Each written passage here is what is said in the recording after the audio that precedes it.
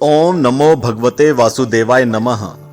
धर्म से लगातार जुड़े रहने के लिए और हर मंगलवार, गुरुवार, शनिवार और रविवार को हमारे वीडियोस पाने के लिए चैनल को अभी सब्सक्राइब करें और बेल आइकन दबाकर ऑल वाला नोटिफिकेशन चुनें। मां गंगा के पुत्रों को नदी में किसने बहाया?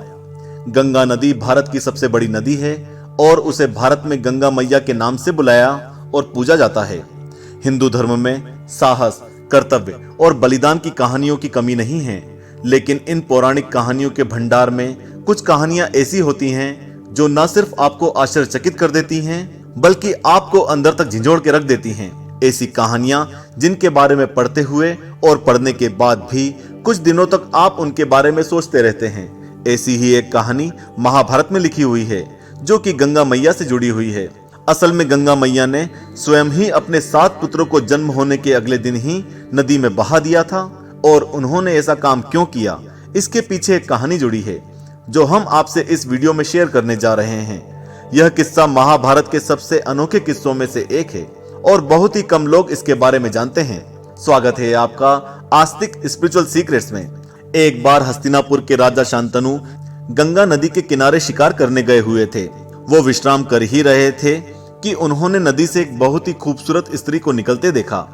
उसकी चमक और रूप से राजा शांतनु मंत्रमुग्ध हो गए और वो उसके पास जाने से अपने आप को रोक नहीं सके।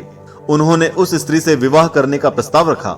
गंगा उनसे विवाह के लिए तैयार तो हो गई, लेकिन उन्होंने राजा शांतनु के सामने एक शर्त रख दी कि वह कभी भी उससे प्रश्न नहीं पूछेंगे, चाहे वह उनके पुत्रों के साथ कुछ भी करे। और अगर राजा शांतनु ने कोई प्रश्न पूछा तो वो उसका जवाब दे देंगी और फिर हमेशा हमेशा के लिए उनके जीवन से चली जाएंगी। राजा शांतनु को यह सुनकर अजीब जरूर लगा, लेकिन वह गंगा के रूप पे इतना मोहित थे कि उन्हें शर्त स्वीकार करते समय नहीं लगा। इसके अलावा कोई क्यों ही यह सोचेगा कि कोई स्त्री अपने ही पुत्रों को नदी में डुबा देगी। उन दोनों का विवाह धूमधाम से हुआ और वो अपना जीवन प्रेम पूर्वक बिताने लगे। लेकिन आखिर वह सुबह आ ही गई जब उनका पहला पुत्र जन्म लेने वाला था। जब राजा शांतनु और गंगा का पहला पुत्र जन्मा तो पूरे राज्य ने जश्न मनाया और मिठाई बांटी और चारों ओर खुशियों का माहौल था। लेकिन उसके अगले ही दिन साधारण माताओं की तरह मात्र प्रेम से विवश न होकर गंगा अपने पुत्र को लेकर गंगा नदी की ओर चल पड़ी। राजा शांतनु ने उनका पीछा किया, लेकिन अपने वायदे के अनुसार वह कुछ पूछ नहीं सके। पहले से ही मजबूर राजा शांतनु का सीना दुख से छलनी तब हो गया जब उन्होंने अपनी आंखों से गंगा को उनके पहले पुत्र को नदी में डुबाकर मारते हुए देखा। पुत्र की मृत्यु का दुख कई गुना बढ़ गया, क्योंकि उसे डुबोने वाली कोई और नहीं बल्कि उस बच्चे की मां ही थी। राजा शांतनु गंगा से इस बारे में पूछना चाहते थे, लेकिन गंगा को खोने के डर से चुप रहे और यह चलता रहा। गंगा को पुत्र रत्न की प्राप्ति होती और वो अगले ही दिन उसे ले जाकर नदी में डुबो देती, और हर बार की तरह राजा शांतनु सिर्फ यह दुखद दृश्य देख पाते और रोने लगते। जब ऐसा 7 बार हो गया और 8वां पुत्र जन्मा तो वह अपने आप को रोक नहीं सके।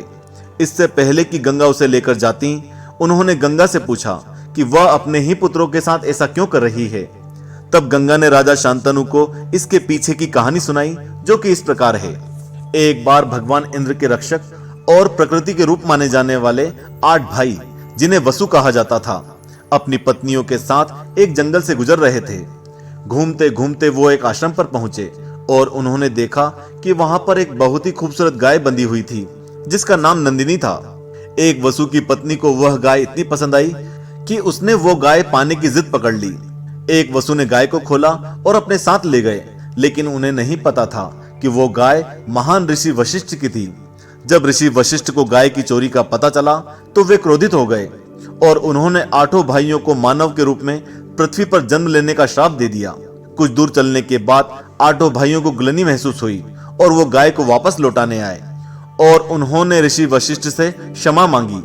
हालांकि ऋषि वशिष्ठ ने उनका श्राप तो वापस नहीं लिया, लेकिन उसे कम कर दिया और कहा कि जिस वसु ने गाय की चोरी की थी उसे पूरा मनुष्य जीवन जीना पड़ेगा और बाकियों को सिर्फ 9 महीने गर्भ में ही धरती लोक पर रहना होगा।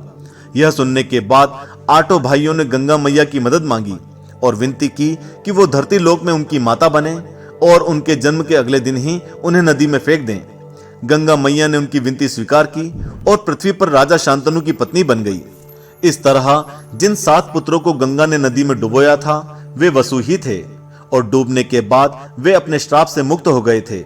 ये बताने के बाद गंगा ने अपनी गोद में सो रहे 8वें पुत्र को राजा शांतनु को देते हुए कहा कि ये आपका 8वां पुत्र है और ये जीवित रहेगा, लेकिन ना ये और ना ही इसके पुत्र आपका राज्य संभालेंगे।